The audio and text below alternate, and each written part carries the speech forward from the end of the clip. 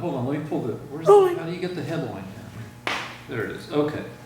So, this is from January 11th, a week ago, and this is an NPR article. FBI apologizes to court for mishandling surveillance of Trump campaign advisor. Lead paragraph. The FBI apologized to the secret court, the FISA court, that handles national security investigations, for the way it conducted surveillance of a former Trump campaign advisor during the 2016 election, according to a court filing made public on Saturday.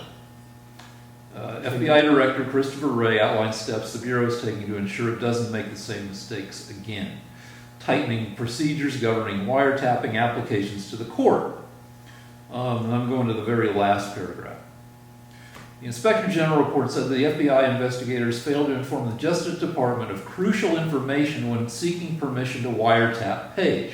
Much of that information was inconsistent with or undercut the assertions contained in the FISA applications that were used to support probable cause, and in some instances resulted in inaccurate information being included in the applications. All right. So what that means is that for 3 years, Rick has been telling me that I'm a conspiracy nut, that this is just some crazy right-wing conspiracy, that the FBI would never do such a thing. Now, what I've been saying for 3 years is that the Obama FBI almost certainly, though I can't prove it, with the knowledge of Obama, deliberately wiretapped the Trump campaign. And it says right here that that's what they did. So it's not a crazy right-wing conspiracy. Trump has been maligned and abused, and it was done so at the highest level of the U.S. government, probably, we have yet to prove, at the order of Obama. Because all counterintelligence investigations must be approved by the American president. All right. So now am I just some crazy cherry-picking conspiracy nut for suggesting that the FBI was surveilling Trump? All right. So here's the deal. At one end is what you're saying. I'm going to set up the range of possible opinions about this. All right. At the other end, let's say my end, you have overzealous agents themselves cherry-picking the information that they presented to the FISA court. And I would say that the truth's somewhere between your extreme and my extreme, and maybe even towards your end of the ship. Why don't you just admit that you're wrong, Rick? I just gave a... Never back down, no matter what. I now have an apology from the head of the FBI.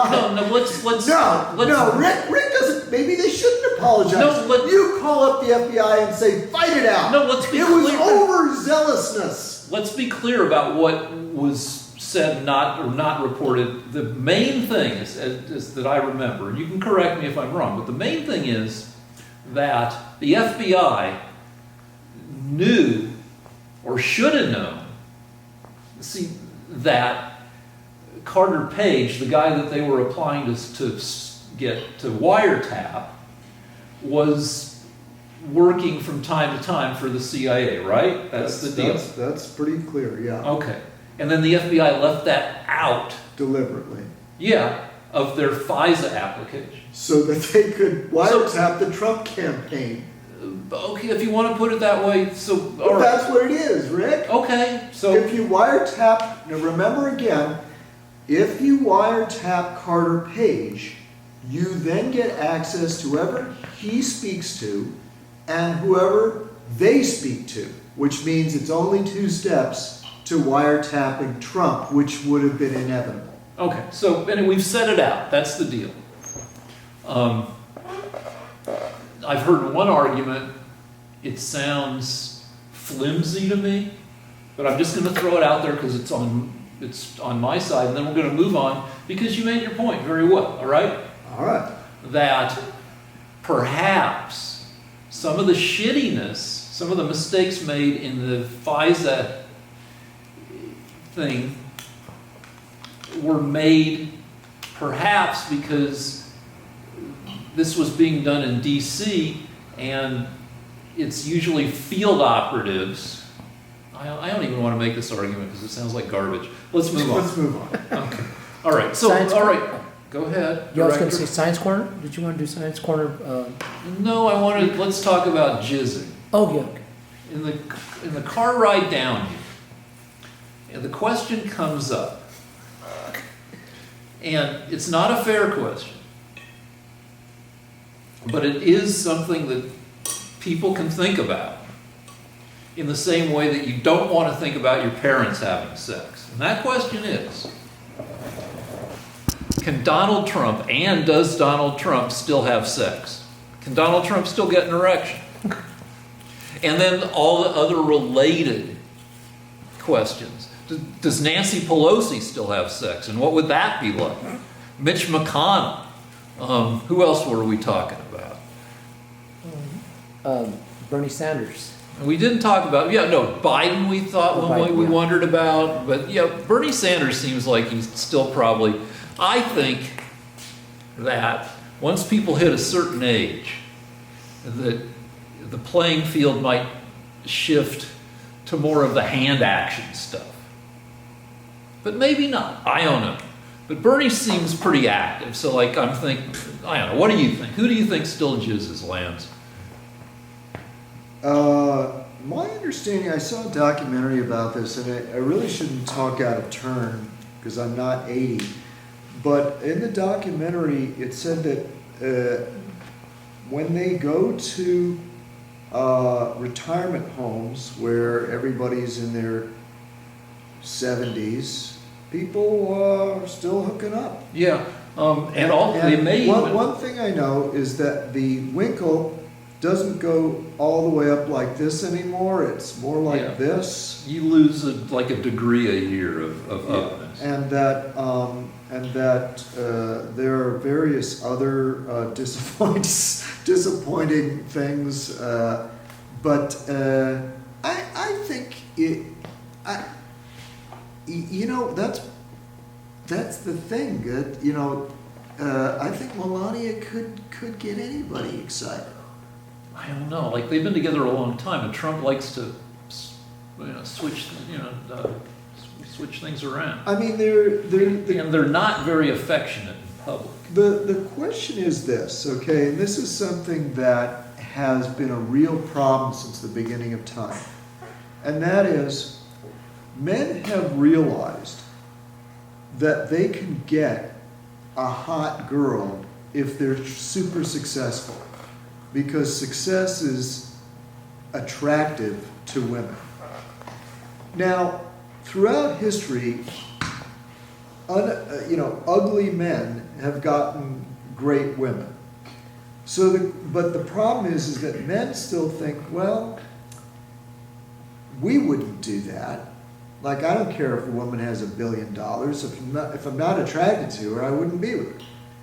So, it's hard for men to believe that a gorgeous woman will be loyal and actually interested sexually in them just because of their success. You're saying it's hard for non-billionaires to imagine that a billionaire could still get laid after 15 years with his... In other words, no, I'm saying this. I'm saying it's hard for a man to believe that a woman will be with him because he's a success, even though he knows he's ugly. And it's hard but it turns out that women will be with a man because he's successful. That's proven over and over and over again. So the question is are these marriages really happy? The ones I've seen, there's a lot of cheating going on. So, okay. Do you have anything to offer? I have a slightly different thing, which is just before we came down, I drove down here, the New York Times endorsed Klobuchar and or Warren for president. For the first time, they've endorsed they'd say an op-ed came out and said they'd be okay with either of them. And both of them are women. And people in the past have argued, how can you have a woman as president? Because of the hormones. And I would argue, Trump, I take Avodart, which is a testosterone blocker for my prostate and for my hair. And paradoxically, Avodart makes you make more testosterone. I've got very high testosterone levels because if you block one form of testosterone, your body's like, where'd it go? I got to make more. You've also taken. Wait a minute, maybe that's why you throw chairs. You're actually you've got what OJ had. You're like one of these football players that's. I don't know. hyped Do up you on throw steroids. chairs? Because at times You've got a temper, and that's what it's from. It's the Avodart. Actually, anyway. I feel like an NFL wife. Yeah. Okay. So, but you know who else takes a testosterone blocker for his hair and prostate? Trump. He does. He takes Propecia or Proscar, which is it's the same drug under two different names. So, like, do we want somebody who's taking whose hormones are at the mercy of the pharmacist being president? Interesting, but all right, interesting point. Okay. All right. So now I want to move on because we. Can I ask one Sure. more thing about? Yeah, wait a minute. Our director, I can't say whether he or she their identity, but I can't say that this person is Hispanic. Do you have an opinion about adultery and people being out of control sexually because of that? Do you bring a special Hispanic perspective to this? Wouldn't it be Latino? Or is either term acceptable? or Latinx. Either one is all right. Latinx. There's Latinx, which is just it's like. Now, what do you think? Okay. Do you think that women are happy with men like Trump on top of them if they know that there's $1 billion at stake? Can they be truly loyal? Really, would Trump get You on think- top, or you would he think- be? I think he'd be on the bottom. Good point. Yeah, why do work? It would all be a cost-benefit ratio thing for him. All right, so what do you think, Director? I think that that it's also subjective. Like I've known women who are like very like monogamous, and I've known women that are like they're kind of just like they love their spouse, but yet they're willing to like see other people and stuff. And so I'm like of the mindset of I'm open to anything. If a woman, like if I'm with somebody that's going to be monogamous, that's fine. Or if I'm with somebody that's not, it's just like I don't control. I can't control a person. I'm my own person, and she's her own person. She's her own person. Having said that, the Latino culture is quite the opposite. The Latino culture is like, don't you like they. You want your woman to be like, kind of sassy in bed, but a virgin in public, if you will. And you're going to go after everybody else's woman, but don't you dare go after my sister you love the Virgin Mary, but yet you're out there, at the bars and trying to pick up women, going to strippers. So there's a paradox, right? What is the Mexican American attitude towards adultery? I mean, as long as it's not your wife, you know what I'm saying? That's what I thought. I got it. Thank you. You know what? I'm sorry. I didn't want to have to say it, but that's what I suspected. All right. I have a callback. Okay. We live in an era where that's increasingly accepting of non-traditional relationship structures. But the less traditional a structure is, if you have an open relationship, it's like adding protons to your nucleus. You're making your relationship less stable, more likely to break apart, and it takes exceptional skills if you're going to start, adding people to the mix to keep that struck thing from fissioning. From what I've heard, it's better more, and in practice, it's not as good as in just theory. And I'll go to my principle that, like, save yourself a bunch of trouble and just beat off after everybody else is asleep. That they should, professional athletes, people who have just been elected to national office, somebody should sit them down and say, that way trouble lies. Look at all this porno that you can just beat off to. Just be satisfied. What is about the ill wind metaphor usually? An ill wind? Oh, it's an ill wind that blows nobody any good? I don't know. But we weren't talking about that. Can you use that in this?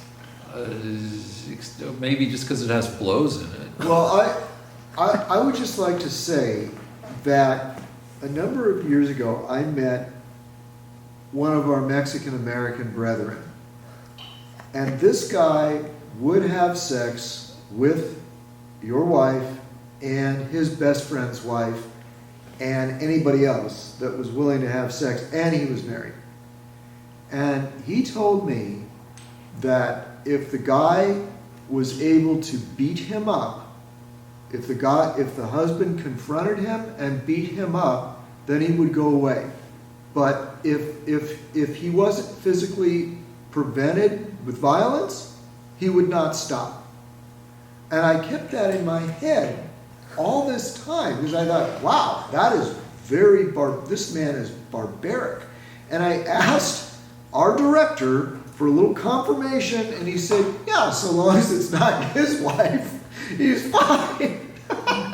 So we're learning about the melting pot that is America. Mm-hmm. The different cultures that we're bringing to the United States, we're learning. That's all I have to say. In my younger days, I was with 2 married women. One... Wait a minute. Married, you had adultery? Were you married to them? Adultery? Were you married to them, or no, you weren't married to them? This one woman has said she had an open relationship, and we had bad sex in my fraternity room. You believed her. She claimed to have an open relationship. Yeah. By the way, you were permitted not to be dubious of that statement. How many of those fraternity rooms led to the maternity room? Not in my case. It Okay, good. All right, and the second one? Second one, how she did that claimed happen? she was separated, and then the husband showed up. And it was bad because I'd fallen asleep. He showed up en flagrant while you were in the I'd fallen act? asleep. No, he showed up after, but I was asleep, and then I woke up. And when you wear contact lenses and you don't have contact lens solution, you can't see. Your eyes are glazed over so like this guy has showed up and is laughing at his wife for having brought this guy home, and I can't even see what's going on because my eyes are glazed over, and there's this, I guess they were pretty separated because the guy showed up and was laughing kind of at his semi-ex-wife. Wow. But anyway. I have just one more quick question for Lance and for Rick. In terms of beauty, maybe we've talked about this, but Rick, can you quantify beauty in terms of a math formula of the face? Well, there are a bunch of theories. And just Lance, what is as an artist, Let me what do you start consider beauty? because we're going to mostly agree. Okay. Beauty is easily understood features. Okay. That's part of it. And there's also another thing called fractal theory of beauty, which is that beautiful faces are asymmetrical. You don't have one eye up here, one down there. Mm-hmm. And also the curves of the face kind of echo each other. The curves of the brow might echo the curves of the... And just everything is like nicely cleared. And you don't have to look at the person and try to figure out, what... Lance? The best explanation of beauty that I've ever heard is they did a study of, they went to a prison and they took like thousands of pictures of prisoners and they superimposed them all on each other. And what they ended up with was one image of the typical prisoner. And it turned out that this was actually a very handsome looking man. And so the question was, well, we went to a prison. Why do we end up with this average of a handsome man? It's very simple. Beauty is the least possible exaggeration one way or the other. So they took guys with big chins against guys with small chins. Big noses, small noses. Big ears, small ears. And eventually, the most completely regular, not too big, not too small, was what turned out to be the most attractive man. So I think in women and in men, it's not too big, not too small in every feature. But there's more. There's one other issue. Most men in prison are mesomorphs, meaning they're large, because big guys bully people, and they wind up in jail after a lifetime of that.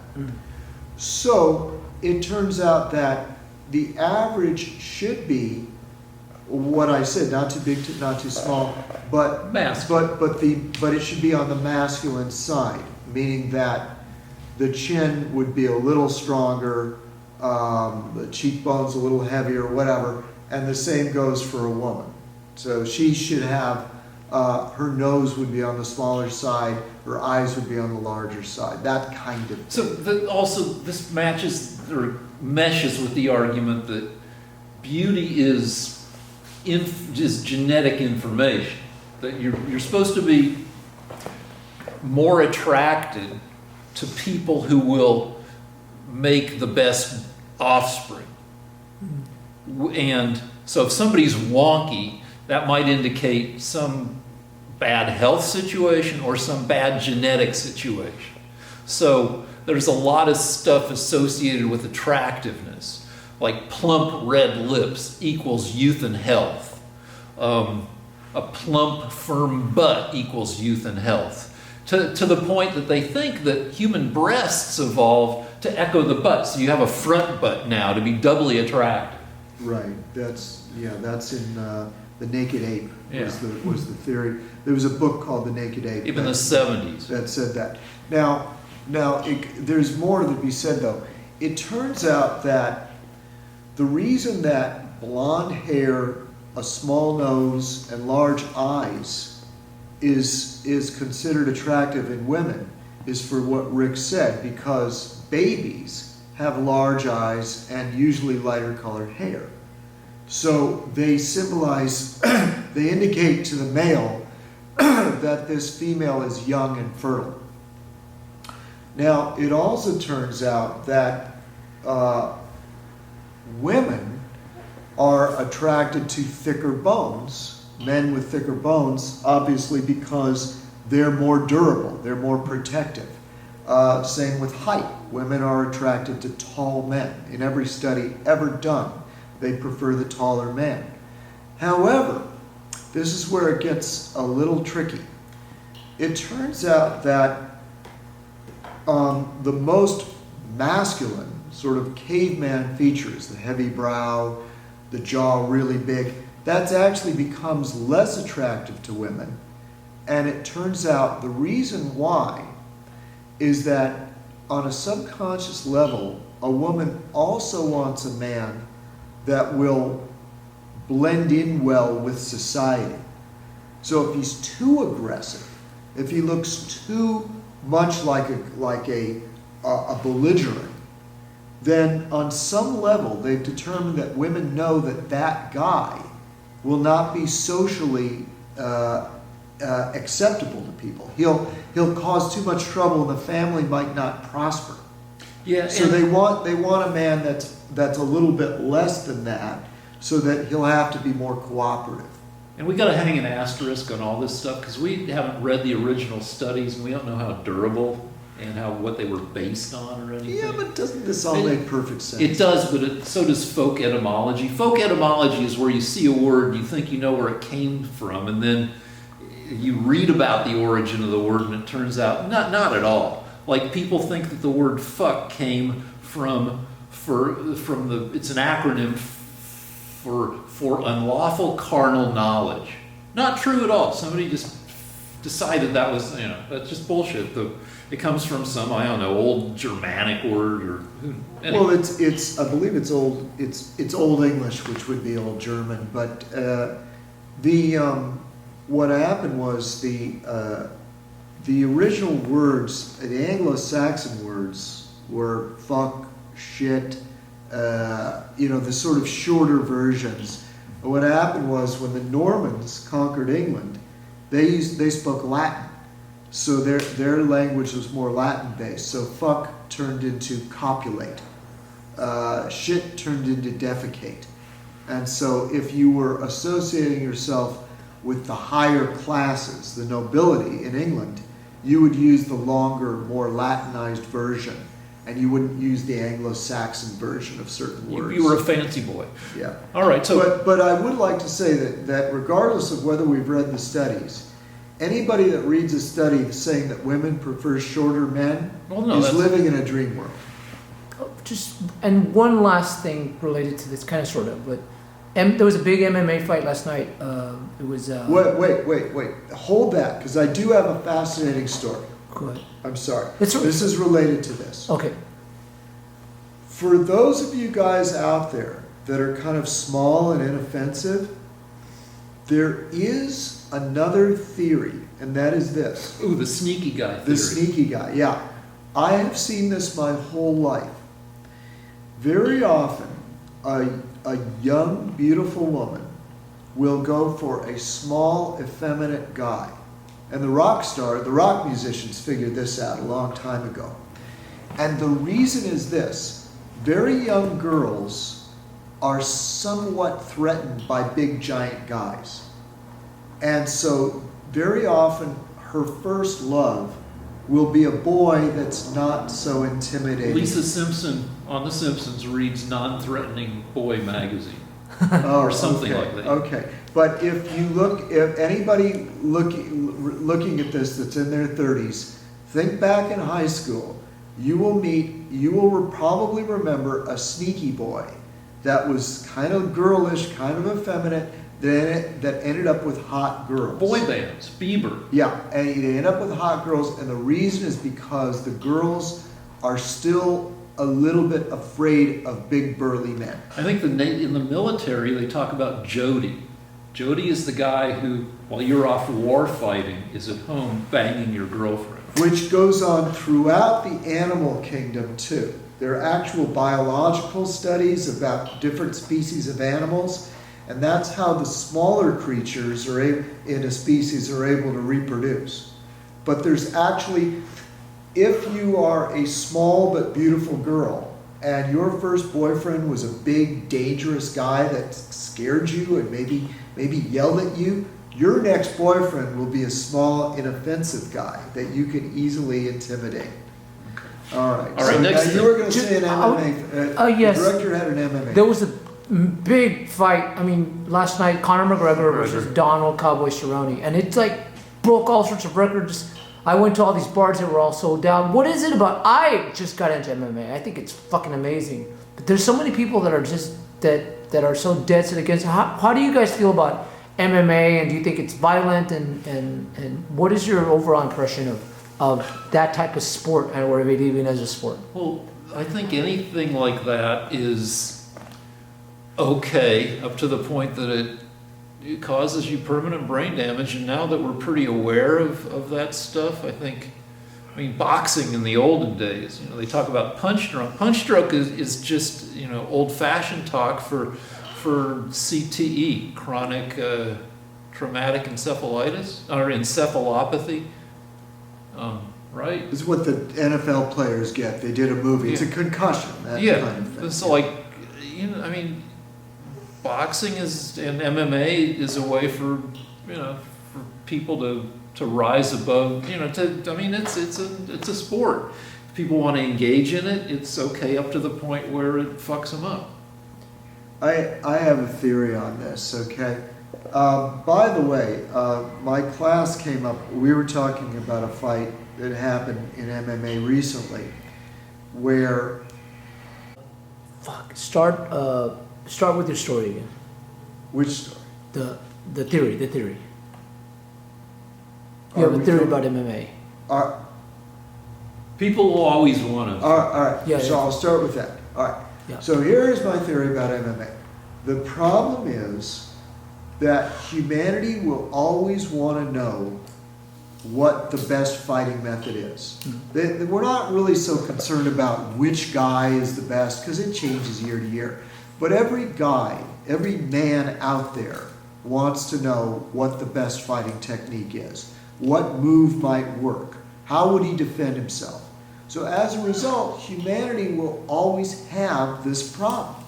Whether they act it out through watching boxing or kung fu matches or MMA now, the curiosity will always be there. It can't be extinguished. And not only the curiosity, but there will be a need for people, men, to learn to defend themselves, and to a certain extent, women. So, in fact, in the military, it has to be done. There's no way you can get rid of it. So I have figured it out for myself, okay? I think that the best thing to do, because there's a second factor. The second factor is as humanity progresses to the more and more effective self-defense, humanity has also figured out the danger of concussions. So the danger of head trauma. So we're learning that more and more that you can take very little damage to your head and still lead a good life. Well, it's the repeated concussion. Right, but even just, I mean, there are a lot of fighters that don't get knocked out, but they're punch drunk. Mm-hmm. You know, Ali was punch drunk at the end. So the point is that just as MMA progresses, our knowledge of head trauma progresses. So, my conclusion is that if you're concerned about defending yourself, you should do two things. You should lift weights, you should take jiu-jitsu, because there's no head trauma. It's basically wrestling, grappling. And if you need to learn to box, you should learn to box wearing a lot of headgear, and don't do it professionally. Just do it enough to learn how to do it, but don't make it a career choice. Also, don't live in a town where people beat the fuck out of each other for fun, like South Boston. Don't live in South the Boston. thing is, though, it's not one or two fights that's getting people. It's people that decide they want to engage in a career, a sport, where they're constantly getting head trauma. Yeah. That's where I say, you know, you're making a big mistake with your life if you do that. All right, so now let me jump in. Okay. Because talk about, I broke up a fight this week Oh yeah. between two dogs. We had one little dog.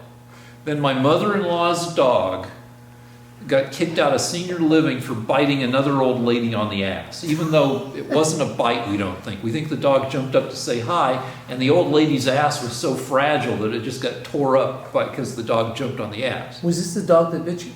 No, Oh.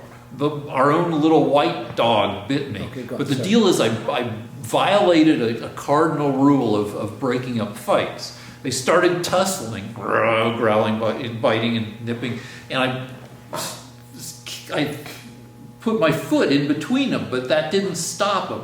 Then I stupidly jammed my hand in between them, and I got the fuck chewed up out of my hand. Oof. And you can, it's some of it's healed mostly, but my hand is pretty chewed up. But the rule is that I learned from, I worked in bars for a long time, and I learned from other bouncers, never step into the middle of a brawl. Always pick somebody you're going to remove from the brawl, go up behind them, and throw them out of the way, or haul them out of the way. If you step in the middle, then both people are going to beat on you. Now, this doesn't apply. There were a couple guys who won Bronze Stars in Vietnam when I first started bouncing in like 1980, 1981. Those guys they'd seen a lot of shit in Vietnam. They didn't care. They could wander right into the middle of the thing and just push people. They didn't have anything to worry about because they'd seen actual, scary shit. But in general, don't go into the middle of a fight. Couple other things I learned.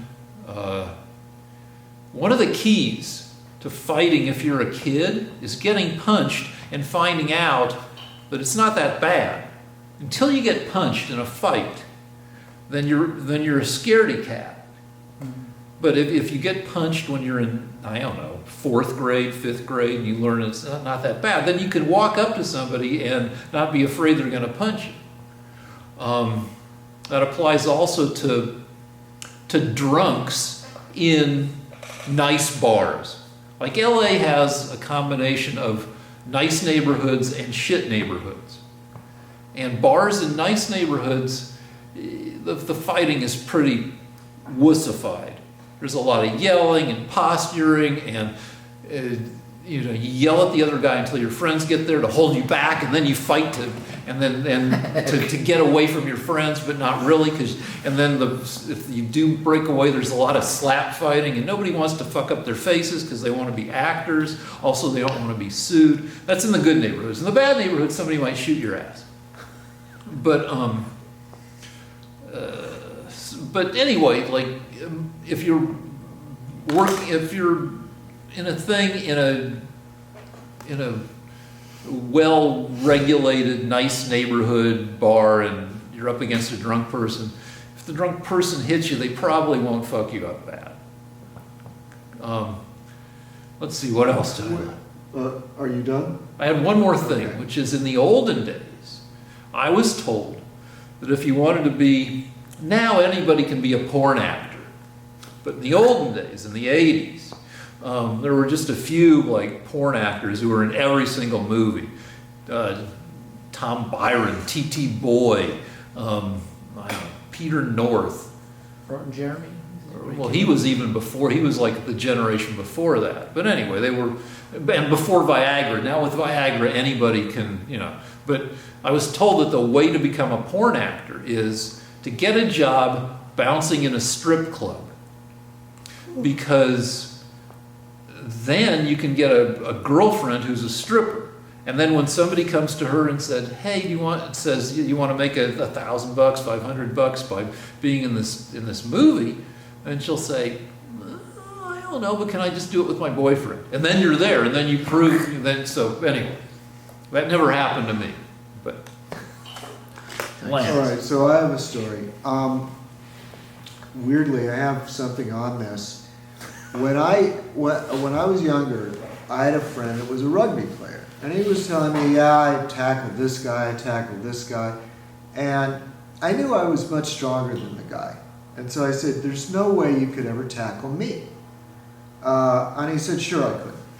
And I said, "Nah, you can't bring me down." He said, "Try it." So I started on one end of the room, and as I was running, this guy who was much weaker than me, he was brilliant.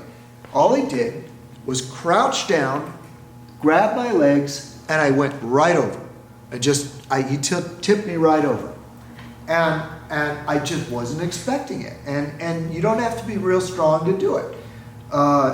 So, 20 years later, I never forgot that. I was at a party, and there were two guys fighting.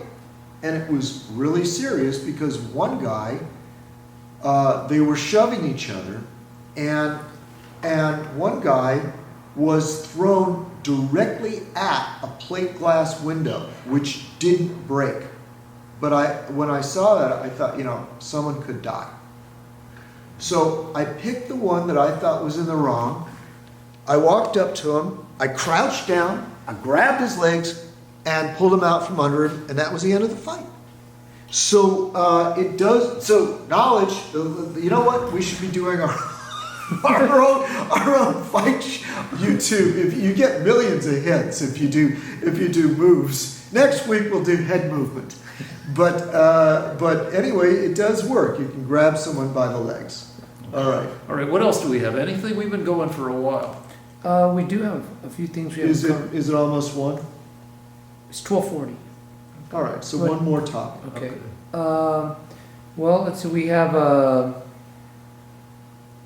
You did say something about Obama had the greatest economy of all time. Oh, okay, so, all right, So Obama has the most stock market No, heights. So, all right, so Trump goes on about his, you know, when we were growing up, there was a slightly famous book called How to Lie with Statistics, which is just about cherry picking numbers, basically. So Trump cherry picks his numbers, his opponents cherry pick their numbers. So this week I saw a couple cherry picked numbers that are anti-Trump. One is that Trump has never had a quarter of growth over 3.2%, which is the lowest of any president since they've been keeping track of this. May I respond? And then one more thing, that Obama had more stock market records than Trump. And the argument is, well, then this is from Forbes. And the deal is Obama was president for 8 years and Trump's only been president for 3 years. But Obama was coming up from the stock market when he took office, or shortly after. The stock market was worth only half of what it was worth a year before. So he had to climb out of that before his stock market started setting a record.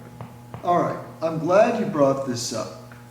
Let me just address first what you said. The reason that Obama had high growth quarters.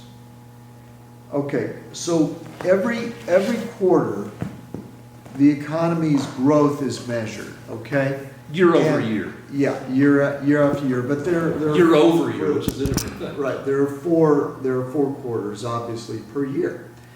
And what happened was the economy absolutely tanked the last year of the Bush administration because of the real estate crisis.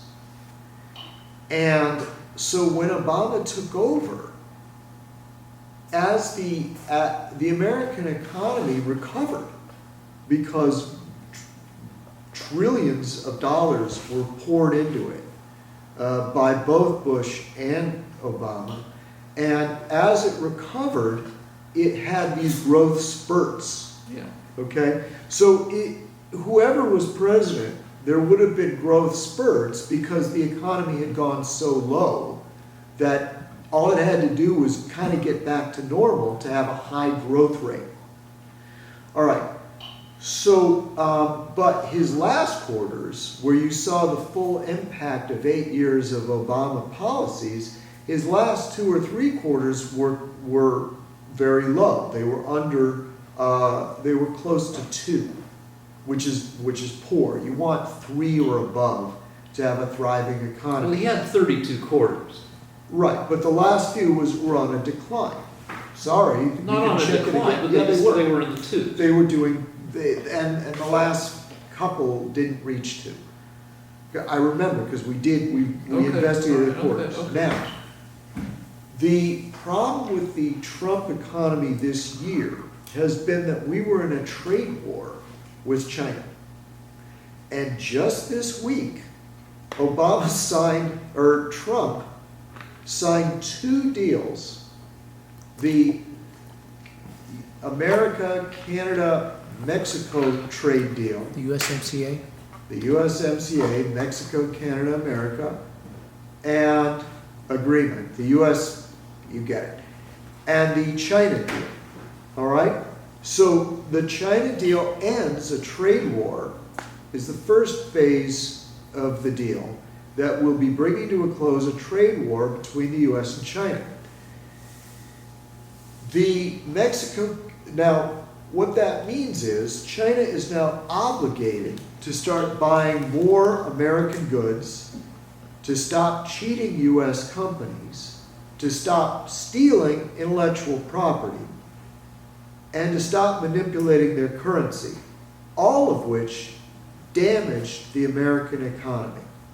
And Trump was the first president in history to say we have to get China to behave by fairness in trade, and that is what was bargained for over a year. He fought, he struggled, that he would not be intimidated. He was willing to, for our people, our farmers particularly, to suffer in order to get the greater good for our country.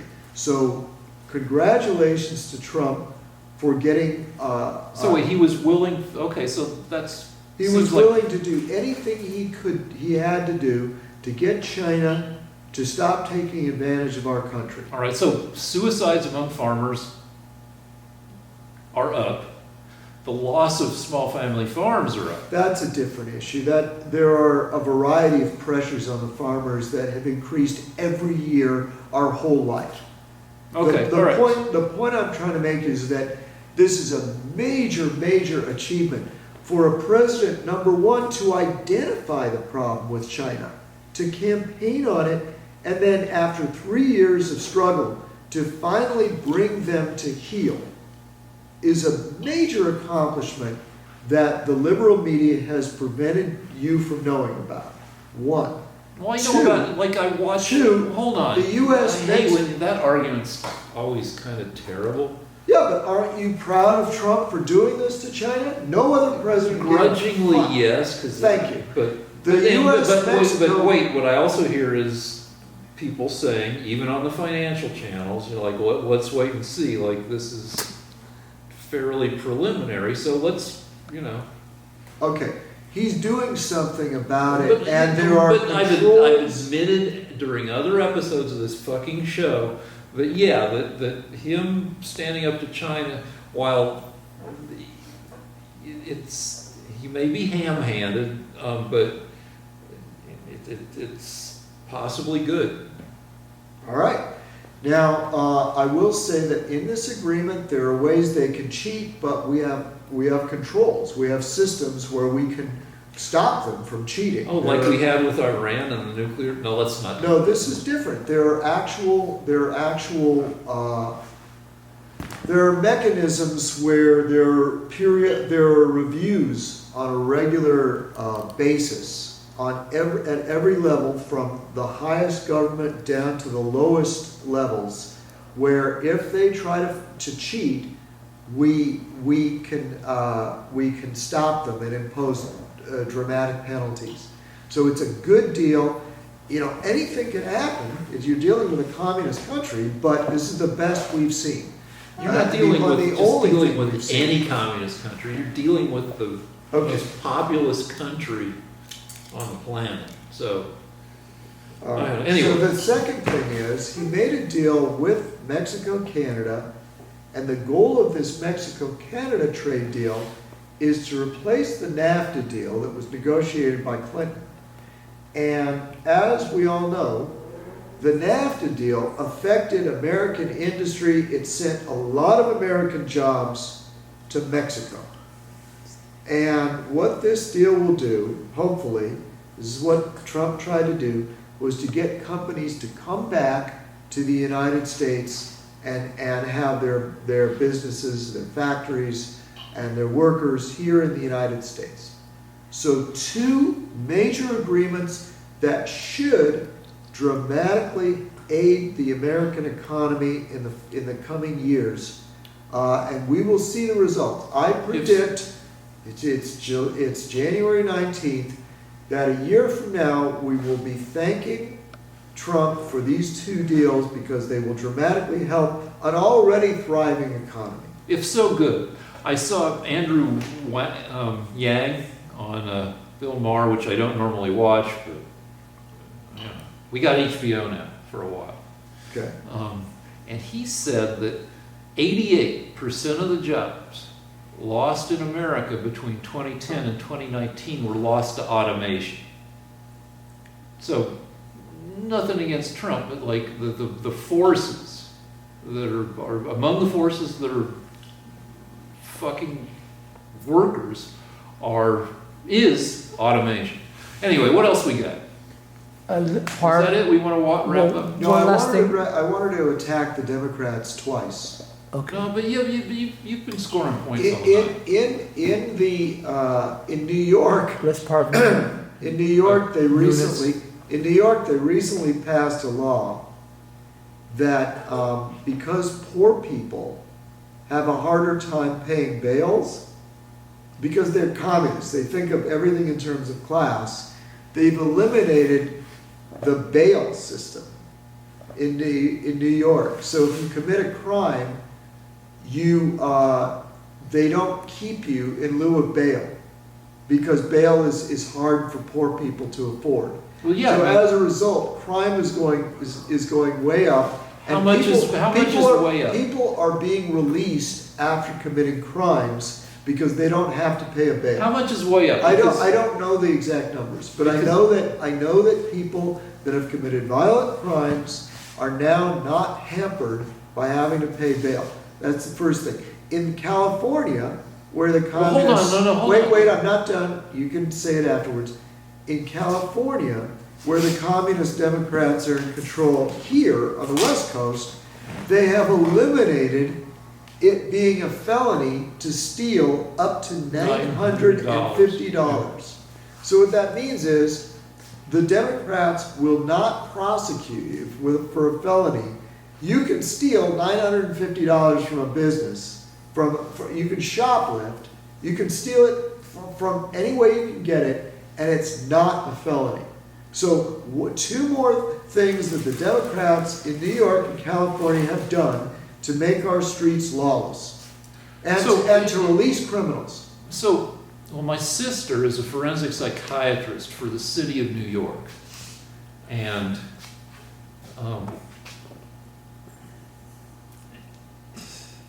anyway, she's got a thing going on with them where I can't comment on that. But Why? it used to be, hold on, it used to be $400 was a felony, right? I don't know. So I assume it's just a cost of living increase. Just yesterday, I see it all the time, but Yeah, you get- see, people do. I go to Ralph's at 3 a.m, like after the show and Right, stuff, if you- well, and there's guys, homeless guys, they're just they grab shopping, shit and they walk out. and they can't just be walk stopped. out. And it's just daily. It's Yeah, I no, mean- my wife gets up early so she can get on the road because before the road gets crowded, and she'll go into CVS at 5:45 in the morning. Mhm. She sees the same shit. It is a problem. And the Democrats have created it. Not necessarily. Well, it's not the Republicans. You guys had a hand, but anyway. This is Democrat policy to let people get away with shoplifting. Well, maybe they need it. Go ahead. And wait, there's more. no, hold on. No, I get to say some shit now. Because, I'm a politician now. I hold neighborhood council office. We had a meeting, and I found out that rehab places in California advertise in the rest of the country. So they come out here for 6 weeks. We will pay your way, or somebody will pay your way. Sober living, right? Or is it rehabs? I don't know. Okay. Some Both- all of programs. those, yeah. Programs to get you off of drugs. Mhm. And it doesn't cost you anything to come out here. Mhm. But after the 6 weeks is up, or after your insurance coverage is up, it's catch and release. They just let you out on the streets of whatever California city you're in, probably LA. California has half the homeless people in the nation. And in my fucking committee, we're working on a proposal that those fucking rehab places can't do that anymore. If they've bust you out or flown you out from Ohio, they can't just spit you out on the streets of California. They have to get you back to where you came from. Well, can you enforce this? No, because we're fucking neighborhood, but we can suggest, we can send letters to the governor, we can send, and, I mean, I've got almost zero power.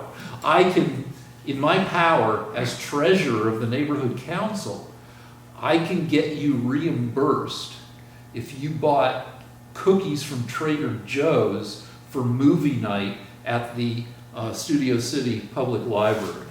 My power is pretty limited. But we can suggest and we can propose, and that's part of what people do. All right, well, that's laudable, Rick, and I have nothing but good hopes for that proposal. But Rick. I'm glad not, you did. but also in hand with that, it's not just fucking, political policy. It's these rehab places, and you see ads for them on TV. They're probably not the same ads you see in Ohio, but the ones you see locally show people fucking looking at, like in Malibu, looking out over the ocean or over the mountains and really relaxing and just having the best time getting off of fucking opioids. Okay, I'm going to lead to my issue, and that is this. This week, unfortunately, I had to drive through LA.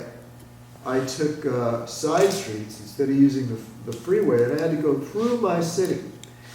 And I saw mile after mile of homeless encampments. And these homeless encampments throughout Los Angeles are putting out of business all the local businesses. So the homeless people move in, they set up camps, the businesses fail. They go under. That's it. Or they move to other parts of town if they can. And in this way, the Democrats are destroying California. Don't you interrupt me.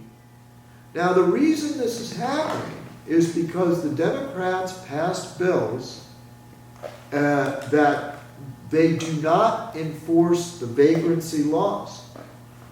There is the law is this: if you don't have a shelter that you can put someone in, then they are permitted to sleep on the street. And at the same time, the Democrats will not build affordable shelters. They've decided that they want $500,000 units to be the shelters. So the idea is this: what the Democrats should have done if they gave a damn, but they don't. According to Ben Carson, who's been trying to solve this problem, Ben Carson is the famous medical doctor that Trump put in charge. He's not That well, he's a schmuck that came to California and said he was trying to get the Democrats to do something about the homeless problem. That's his position in the Trump administration, and the Democrats are not cooperating. Now, here's what the Democrats have been going under the assumption. They want to make units for $500,000. We will never, ever, ever, ever have the money to build units that expensive. Here's what's going to happen. Wait. What Ben Carson and the Republicans have been suggesting, and don't you interrupt me, But actually, no policy on this is that yeah, well, wait till I'm done. Okay. The Republicans are attempting to create extremely low-cost shelters. That is, taking over buildings that are unused, cheap motels, Hospitals that have gone out of business. But it's not anywhere just Republicans. any proposing structures that. they can. And because they want to enforce the vagrancy laws. So that is, we have a place with a ceiling and a door and 4 walls. You can go to that, or you can go to prison, but you can't sleep on the street. This is what the Republicans are trying to do. It's not just the Republicans. But unfortunately, the Democrats control this, the circuit court that made the law, the governorship, and they control the Assembly and the Senate of California and all the major cities except San Diego. So this is what the Democrats have done.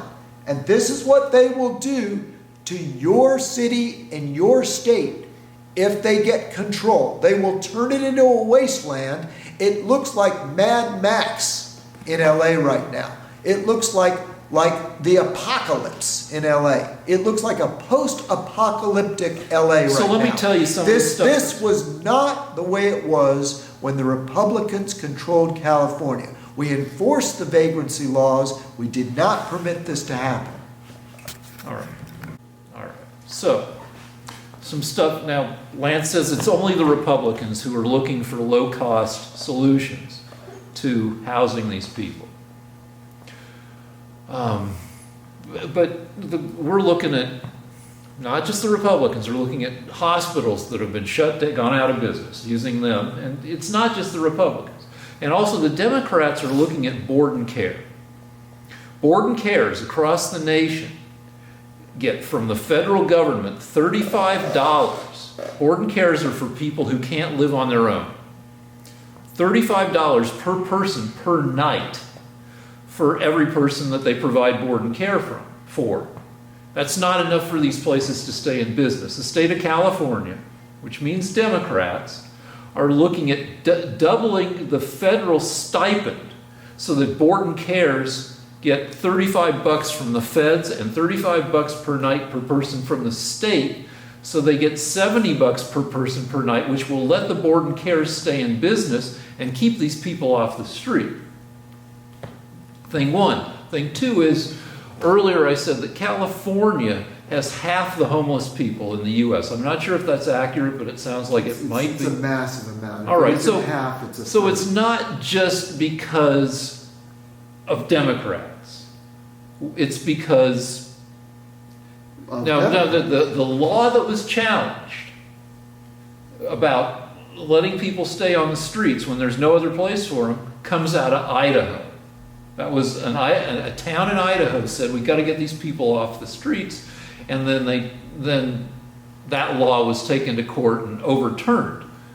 But the deal is, compare the number of homeless people in Idaho to the number of people in California. Would you rather be homeless in February in fucking Idaho or in Santa Monica? One reason we have a lot of homeless people is because California is a much better place to be homeless, just in terms of climate, than the rest of the fucking country. Also, one reason we have a lot of homeless is that real estate has gotten super pricey because we're a successful state. Like, you look at Silicon Valley and San Francisco, and you fucking have people like paying, $1,500 a person a month to live 8 persons to an apartment because shit is like, because. All right, there were so many lies. Can I start? Because I'm going to forget. Okay, go crazy. Right, the first is, did you notice when he said federal stipend? Okay? The federal government gave California $700 million a couple of years ago. They pissed it away. The problem is that whenever the Democrats keep pissed it away on what? I don't. Nobody knows. What was the money for?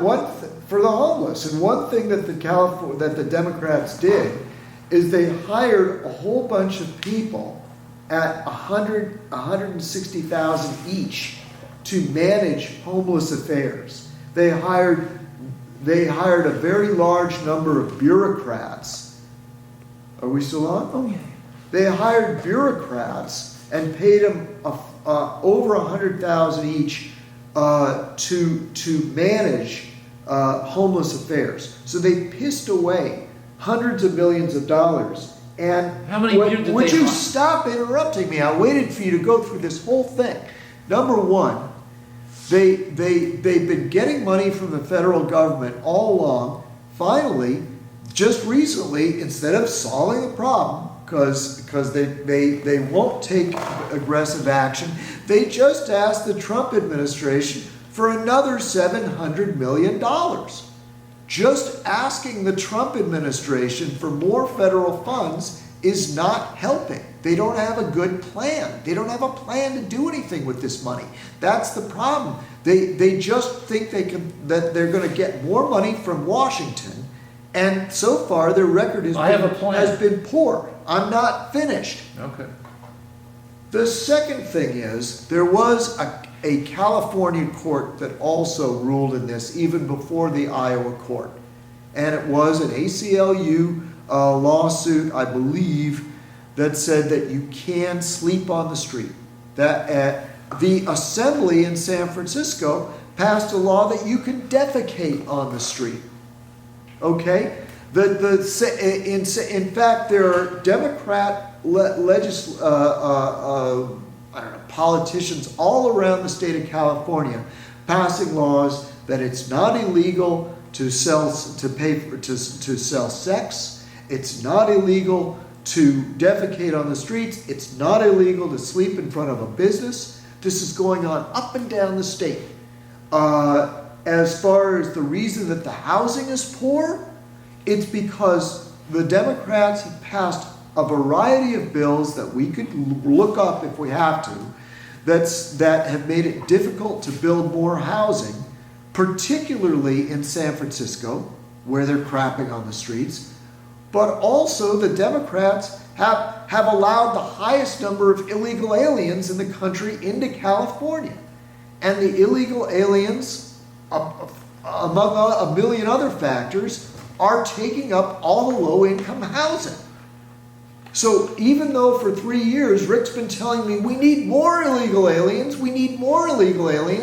the truth is that California does not need illegal aliens because they're contributing to the poverty in the country. I don't say that. In the state. You did say that. I kept saying we need to build a wall. I kept saying we need to elect Trump because he's going to try and stop illegal immigration. And you kept saying, no, we need these people. You even brought this crazy Hispanic activist in. I was watching the show recently who said we're going to need illegal aliens to do all our labor and wipe old Anglo's butts. So you've been on the side of bringing. I even asked you, how many illegal aliens do you want in this country? And you couldn't even give me a number.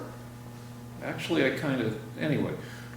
You kept saying, well, it's only a small percentage of the country. But anyway, it's only, well, if we have 300 million and it's only 11 million illegal aliens, I say it's 20, you say it's 11.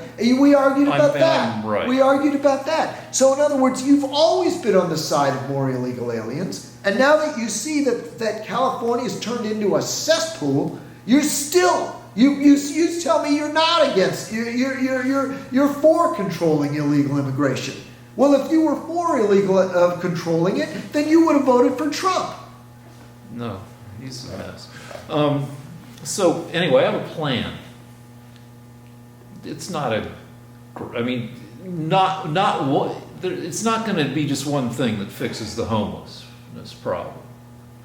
But my mother-in-law is in senior living in LA. It's $8,000 a month. My dad was in senior living in New Mexico. It was $4,000 a month. We need to do arbitrage. We need to pay states that have lower standards of living to take care of some of our fucking homeless and other people who can't live on their own. And also we could maybe try paying Mexico. One more crazy idea. So, really? So no, we're going to get homeless people from other states. Oh, and by the way, and then we're going to pay the other states to take them back. Well, no. I have two ideas. Wait. The Democrats also. Do you know Gavin Newsom, the governor of California, a Democrat, has just made an announcement that we're going to start paying for all the medical needs of illegal aliens over 65. And we don't even do that for our own citizens. We're not even providing enough shelter for our own American citizens. What about Medicare? That's for people over 65. Well, my point is that not every California American citizen is getting the medical treatment they need. And Gavin Newsom is telling people that if they get here, if they're over 65, all their medical needs will be met by the state of California, and we don't even have housing for our own American homeless. So everybody over 65 who's a citizen gets medical care under Medicare, right? They can, yes. Okay. But I mean, it depends. You have to fool around with it. It's tricky. Not the best. It's tricky. But the point is now, everyone that can make it here illegally will also get that medical care. So if you're in Central America and you have cancer, but you manage to make it to California, California will pay for your treatment. I bet So you- we're going to treat anybody that's sick over 65, no matter where they're from, so long as they can plunk down in California. Okay. And and the Democrat governor has said that he's not going to help Trump build the wall. So there will be no wall. He's going to do everything he can to. He actually said that no California National Guard. He's gonna lawsuit to prevent the building of the wall on the California border. Actually, the entire land border between California and Mexico already has barriers. They're ineffective. And the point I'm trying to make is Gavin Newsom has opened up the border. Really? And anybody that comes here that pours over that open border is going to get free medical care if they're over The 65. entire several hundred mile border between California and Mexico already has fences and walls. They are ineffective, Rick. So I mean, face reality, guy. You are on the side of the party that wants open borders and free medical care for people over 65 if they can make it from anywhere in the world. China, Central America, South America, anybody that's sick will get free medical care. Yes, I'd like to see statistics on how many people come over that border successfully every year. Well, hundreds of thousands. Really? Yeah, because we're getting, we are getting, I believe it's, we're getting 1 million a year, 1.5 million legal immigrants. I know that. But the number of illegal immigrants, it's in the hundreds of thousands. Actually, it's been net negative since 2000, since the crash of 2008. If it hasn't turned around to Yeah, where but new illegal aliens are coming up all the time. In fact, last year we had celebrated caravans of All right. thousands of people Here, can we take a that break? were turned back by a deal that Trump made let's with the break for a Mexican second. government. Just look it up, because you're talking about The like. Trump made the Mexicans. Okay, so Jose, Trump lung put- cancer Trump- Jose is Trump going to put- make the Trump- 2,000-mile trip from Costa Rica. The guy with lung cancer, he's 67 years old, is going to make the trek 2,000 miles to save his lungs and his life. He may take an airplane. There are a lot. It turns out that a lot of So, can we take a break? Can you shut it off so I can look it up? Rick, it turns out that a huge amount of illegal immigration, people are using airplanes. They just fly in, and they happen to be illegal, and they don't leave. Yeah, what's customs doing? Do they just say, "Oh, hey, illegal"? No, it would be if you came to this country from China, for example, and you just overstayed. You didn't go home, and you happen to have a disease of some kind. If you were over 65, Gavin Newsom will cure it for you. So let's see how many people are coming into the state illegally every year. Can you stop it for a sec? All right, so it's running late. We got to wrap it up. So we didn't have time to look up how many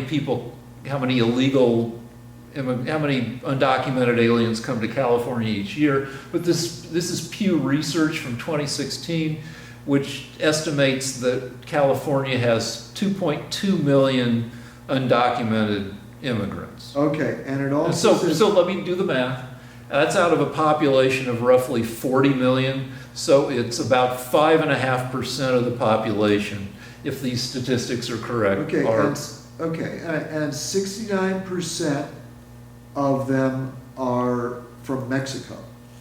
So we're not getting diversity. We're getting the population of Mexico coming into the state. The other thing is the immigrants have been in the U.S. for 5 years or less. So, okay, It change. says- all right, so there you go. Oops. There you go. Oops. No, you had it. I saw it. It was 10% for California. Why did Right. So in California, it was 10%? I saw it before it. So every So year. No, we so- get 200,000 coming over the border. If it's 2 million, 10% of 2 No, million. no, no, no. 10% have been here for less, 5 years or less, which 10% is 220,000. Okay, Over 5 years is 44,000 a year. okay, so 44,000 people are coming in and they're gonna get free medical care if they're over 65. So, but 44,000 in a state of 40 million is one person in 900. Okay, So, that's a lot of money. all right, Sorry. anyway, let's All wrap it right, up. all If you right. like this shit, then our PayPal thing is Lance versus Rick at paypal.com. Thank you.